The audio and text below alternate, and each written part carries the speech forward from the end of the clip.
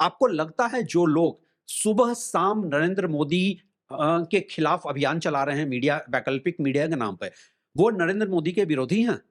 वो नरेंद्र मोदी की ताकत हैं। देखिए, हमेशा याद रखिएगा, रिवर्स पोलराइजेशन जो आप कर रहे हैं ना, वो उस पोलराइजेशन की ताकत है। आपने अभी जो नाम लिया, उस तरह के जर्नलिस्ट को जस्टिफिकेशन मिलता है कि देखो वो क्या कर रहे हैं। उनकी वो कमजोर तब पड़ेंगे जब आप एक स्वस्थ पत्रकारिता करेंगे, जब आप मुद्दों पे बात करेंगे, जब आप सच को सच कहेंगे, जब आप कहेंगे कि कांग्रेस को सत्ता से बाहर हुई है लेकिन कांग्रेस अपनी गलतियों से नहीं सीख रही है। एग्जैक्टली। जब आप कहेंगे कि कांग्रेस को कुछ लोग हवा में चढ़ाते हैं कि आप महाराष्ट्र जीत रहे हैं, हरियाणा जीत रहे हैं, और वो कैलस हो जाते हैं।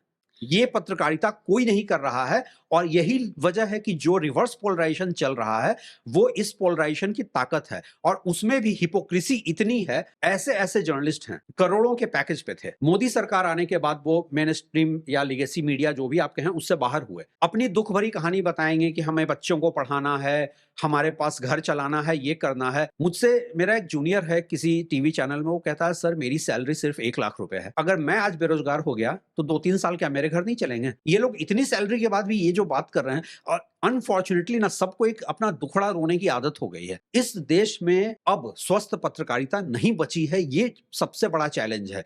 मैं वैकल्पिक मीडिया के जो चेहरे बने हैं, जो पोस्टर बॉय बने हैं, मैं उनको नहीं मानता हूं कि बहुत स्वस्थ पत्रकारिता कर रहे हैं, और उनको भी सोचना चाहिए। वो जब उनसे पूछा जाएगा वो कहेंगे मैं बैलेंसवादी नहीं। भाई, पत्रकारिता ही बैलेंस करने का नाम है, पत्रकारिता किसी एक खेमे में चले जाने का नाम नहीं है। अनफॉर्चुनेटली कल तक मुझे लगता था कुछ पत्रकार जो ऐसे हैं, लेकिन जिस तरह से ऑल्टरनेटिव मीडिया के जर्नलिस्ट को मैं देख रहा हूं, और जो लोग नहीं भी बिके हैं, मुझे लगता है कि मौका आने पे, तभी मैं कहता हूं कि मैं डरता हूं, मौका आने पे वो जाएंगे। मुझे वजह बताता हूं। एक सेक्शन है जिसको गोदी मीडिया कहा जा रहा है, वो हर दिन सरकार बचाओ अभियान में लगा हुआ है। दूसरी तरफ जो सेक्शन है, क्या वो वैकल्पिक मीडिया की पत्रकारिता कर रहा है? वो हर दिन सरकार गिराओ पत्रकारिता कर रहा है। क्यों कर रहा है? क्योंकि उसको इस खेमे में जगह नहीं मिली है, तो वो दूसरे खेमे में जाना चाह रहा है, और उसका फायदा किसको मिल रहा है?